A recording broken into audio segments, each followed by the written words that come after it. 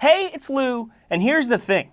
The United States has a big, glaring vulnerability. One expert told me it's an Achilles heel that exposes America's military operations, financial systems, and telecommunications. I'm talking about space. Other nations have noticed this extraterrestrial weak spot and are moving to take advantage. Russia and China are developing high-tech methods to attack space infrastructure. India, meanwhile, intentionally shot down one of its own satellites in March 2019, proving that it too can participate in the celestial warfighting domain. It's in this context that President Trump called for the creation of a space force in 2018. But experts fear that the technology that enables our modern lives might get caught up in a cosmic crossfire if space gets further weaponized. So, how can the U.S. defend its uber valuable space assets without jeopardizing peace and prosperity? Satellites are everything. Introducing a recent report, Congressman Jim Cooper writes that satellites are the infrastructure of infrastructure, enabling our television, internet, telecommunications, energy, trade, and financial networks to function. Cooper asserts that we are almost as dependent on satellites as we are on the sun. The U.S. military is especially dependent.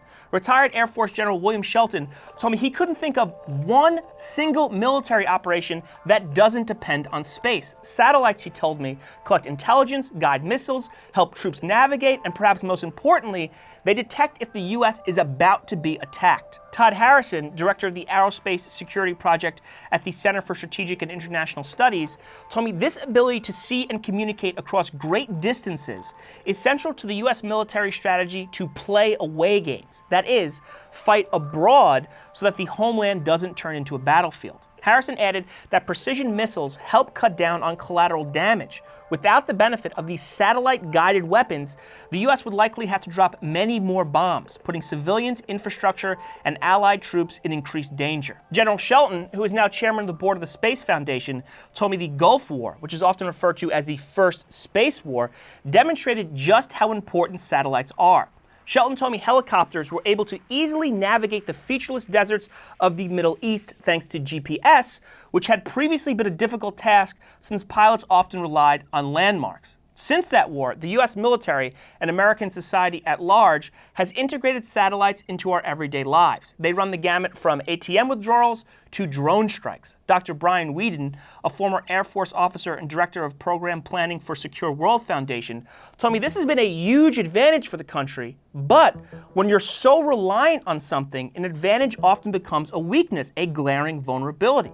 Dr. Cassandra Steer, a consultant specializing in space security and space law, told me that other countries have seen this American Achilles heel and know it's a great first target in a potential conflict. It would stifle communication and reconnaissance. It's akin to stepping on someone else's eyeglasses before a fight and taking away their ability to cry for help. I asked General Shelton how the U.S. is protecting these valuable space assets.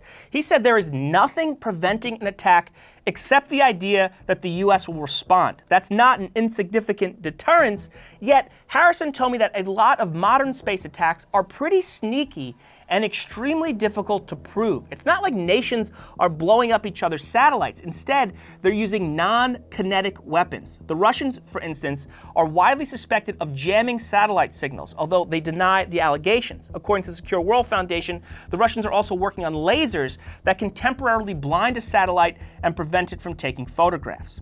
Harrison added that because these attacks don't produce any fatalities, it's hard to justify an overt response. Instead, there's this clandestine back and forth that doesn't draw much public scrutiny. Enter into this scene President Donald Trump and his June 2018 order to create a space force that is separate but equal to the other 5 military branches. The concept has already gotten watered down somewhat, and it hasn't even been approved by Congress. But according to a 2019 directive signed by Trump, quote, the United States Space Force should include both combat and combat support functions to enable prompt and sustained offensive and defensive space operations. Now, reacting to the initial 2018 announcement, some commentators and comedians frame this as a random idea that dropped from the heavens. The president's boldest idea that he got from a Buzz Lightyear Happy Meal toy. It sounds like what my grandma calls Star Wars. Which means we are pretending to work on this until the president is gone. However, the concept of militarizing, even weaponizing space, is not new. Whedon told me that some sort of American Space Force has been considered for over 2 decades. Donald Rumsfeld was the chairman of a congressional committee formed in the late 1990s that eventually called for a Marine Corps-like space operation. Even before the committee issued that recommendation, Rumsfeld was nominated as the U.S. Secretary of Defense, so you'd think he'd follow his own advice. But Whedon told me he was distracted by 9/11. Whedon added that when China fired a missile to destroy one of its own satellites in 2007, that should have been a wake-up call. The U.S. should have realized that space defense needs to be prioritized, but by that time the Pentagon, and particularly the Air Force, was distracted by wars in Iraq and Afghanistan. All this history demonstrates that the Space Force isn't some novel or outlandish idea. Yet, Harrison told me the popular conception of the Space Force is way off. It's not soldier astronauts piloting spaceships and shooting lasers at foreign combatants. Rather, Harrison told me it looks a lot like a bunch of soldiers staring at computer screens here on Earth and making sure that the US space infrastructure and the data it sends back to Earth is secure. Harrison thinks a Space Force is necessary because it will bring all of the military space capabilities, which are currently spread out across the armed forces, into one chain of command. This specialized, focused team will be able to concentrate on space policy, whereas in the past it was a bit of an afterthought. When many groups are responsible, no one is responsible. Now, this vision of the Space Force is essentially a bureaucratic reshuffling, but Dr. Laura Grego, a senior scientist in the Global Security Program at the Union of Concerned Scientists, told me the big question centers around the word force in Space Force.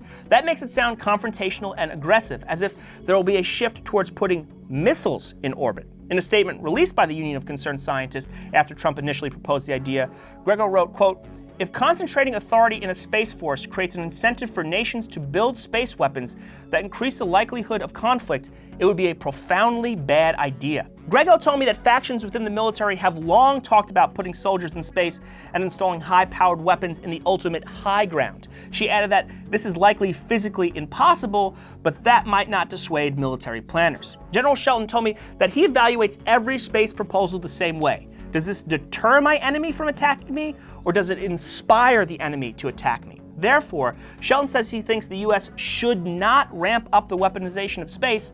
That might make other nations more aggressive. Fair enough. But reports show that Russia, China, and even North Korea are already building up their anti-satellite weaponry, so shouldn't the U.S. keep a pace? Whedon told me this type of rationale is classic arms race mentality and often leads to an extremely dangerous place. He told me preparing for war often leads to war. There are ways to protect U.S. satellites without antagonizing rival nations. Shelton told me the U.S. ought to make attacks on its space infrastructure less impactful by creating redundancies and backups. If a satellite can be easily replaced, it doesn't make a ton of sense for an adversary to target it. Moreover, Grego told me it's impossible to fight a limited war in space.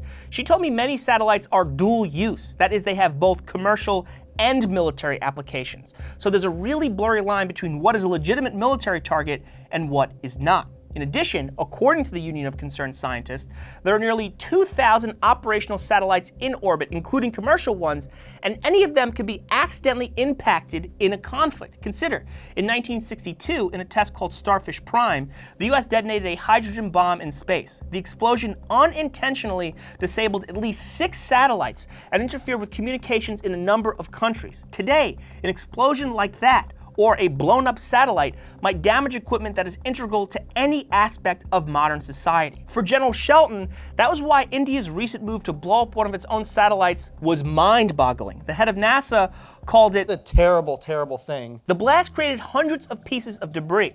Dr. Grego told me this junk is traveling 30 times faster than a jet, which means if it hits another satellite or the International Space Station, it can create massive damage. India claims that most of these pieces of debris will fall out of orbit in a few weeks, but the experts I spoke to all agreed that the last thing space needs is more high-speed junk. NASA and the Department of Defense are currently monitoring more than 21,000 pieces of space debris larger than a softball that are whipping around the Earth. If they are in danger of striking a satellite, NASA can issue a warning and the satellite can maneuver out of the path. But Grego told me pieces smaller than a softball, about marble size, are even more dangerous because they can't be tracked and therefore NASA can't issue warnings. Whedon worries that all this uncertainty around dangerous space junk may discourage companies like SpaceX and OneWeb, which is trying to provide global broadband, from pursuing their work, he says, that can have a positive impact on society. So perhaps space needs less of a force and more of an authoritative hall monitor. Trump is right that the US ought to protect and defend its satellites, but getting into a cosmic gunfight and generating high-speed debris just puts our vital space infrastructure in harm's way. And keep in mind, if an adversary does target an American satellite, the US military can always respond by hitting a land-based target, like a munitions factory. But turning the great beyond into a battlefield, or even preparing for such an eventuality, will assure that everyone loses. When countries like China, Russia, North Korea, and India are flexing their space muscles, it's perhaps too easy for the US to feel insecure and move to strengthen its own capabilities.